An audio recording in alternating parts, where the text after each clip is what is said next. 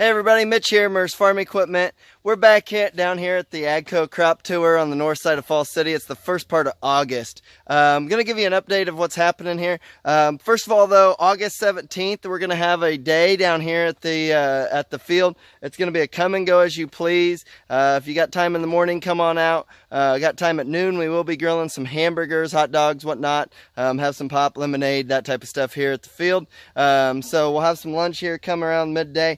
Have some lunch, check out the crop tour here, what we got going on. So August 17th, plan on that. But in the meantime, let's take a look at what's happening here in this field. So down here, we're going to be doing the skips and doubles. So you can see down here, we got good spacing, good spacing, good spacing. But then down here, we get really tight spacing where we've got some doubles and whatnot. We had good emergence down there, you can see from those flags. But you can see the difference is we're really good here for green, nice and green, but in there you can see we've really started to dry down a lot quicker once that spacing got tighter. We're fighting for water that's just not there this year. So that tighter spacing is not our friend right now. Where we've got that wider spacing, we've still got nice green crops. Like I say, we've got maybe 4 inches of rain since we planted this corn on the 1st of May. It's been really dry here in southeast Nebraska. Northeast Kansas is maybe even worse. So we've got like 4 inches of rain. We've never got a full inch of rain. We've got like 20 hundredths here. A half inch is about the largest rain we've ever got at one time. As you can see, we got some pretty good cracks in the ground, you know, from this. But you can definitely see the spacing over there has those crops drying down a lot faster and fighting for that. So of course the doubles, the skips, things of that sort, you can see that you can go across your field, you can see what's happening with those doubles and with those skips. You know, right there we can see that we've got a skip there, spacing, and then a skip. So the ears beside it can make up for it somewhat, but it's not going to make up for it completely. So you got a skip there. What's doubles do for you? Come out here and take a look at this and you can see what's happening with that. We've got some emergence issues down here too. So there you can see some really bad spacing there. We do have some ears, you know, but they're a little bit shorter. You can see this ear here, you know, is not much bigger than one of my fingers. So that's not going to produce much there. So you are going to see some disadvantage there with some skips and doubles across there. So we've got that study, you can come check it out. The other thing I want to show is here, so we're at 3.5 inches here, and you can see a lot of green leaves still left down here at 3.5 inches. You'll notice as we go across here, now we're into the 3-inch depth.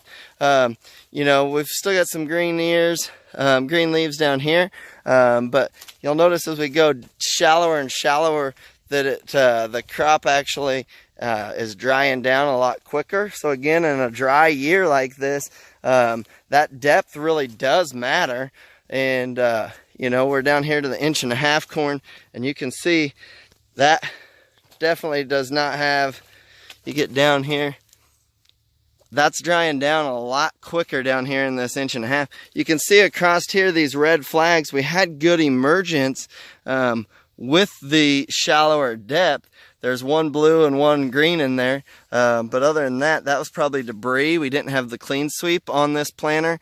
It was corn on corn here, so we saw a lot of issues with that debris in the trench or on top of the ground where we didn't have a clean furrow there, or clean row, and we had issues with some emergence that way.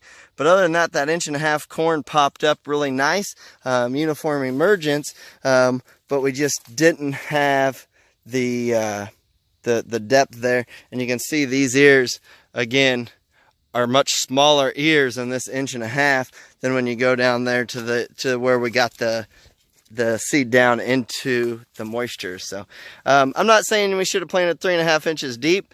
That might be a little bit. There's probably a sweet spot. We'll find out when we pick this plot here, probably in the next 3 weeks to a month now. We'll find out exactly what was happening there.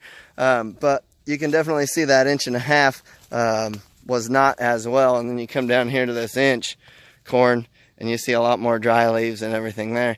And again, you go down that row, you got a white one there, but otherwise you got 12 and 24 hour emergence for these. And again, those ears just quite aren't what some of the other ears are. You can see that ear there is, you know, not very big ear there. That depth really does matter. Making sure you're getting that seed into the moisture.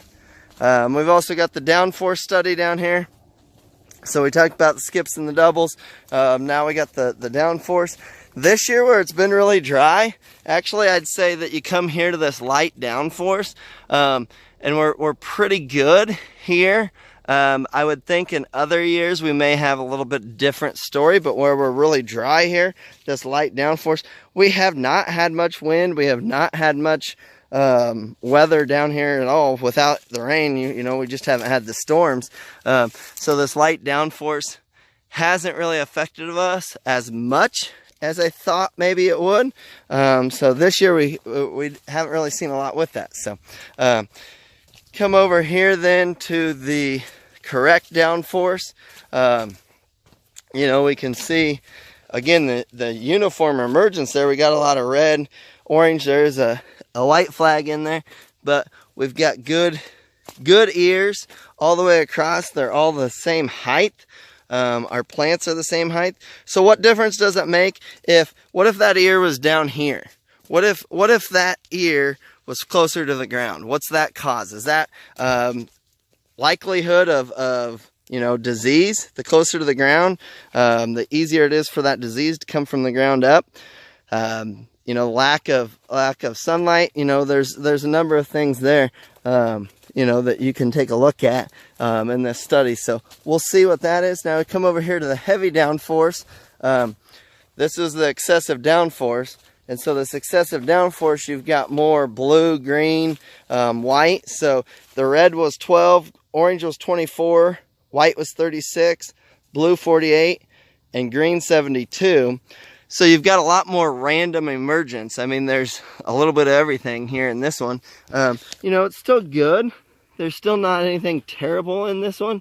But, you know, it could be better. This excessive downforce definitely played with our emergence. You can see the different color flags. There's, you know, almost every one of them's a different color side by side. There's not really two that are the same color all the way across there. So the ears vary in size. I mean, you can see those ears there. You know, you can see the variance in ears. Has a lot to do with the color flags down below. So right here, you know, we got two red ones and a green one. So those red ones were up within 12 hours. That green one was 72 hours. So that was 60 hours. That's you know, 5 days or 2.5 days, 5 12-hour shifts, excuse me, 60 hours difference. So what's that do to the ears? So come up here. Here's our ear for a red plant. Here's our ear for a red plant. And for you guys, size-wise, you can see it's longer than my hand. You can see it's longer than my hand. And then here's this green plant. Wait. Yeah, that is the ear. That's not much of an ear, but that is all you're going to get there. Yeah, that's it. That's the ear development. So this plant here is not going to produce an ear. And so essentially that is a weed. It's taking away from that plant and taking away from that plant. So that late emergence 60 hours later has now become a weed. This is in the middle of the field. That plant is taking nutrients from the ones next to it. So there it is. There's a little bit of what we're doing here.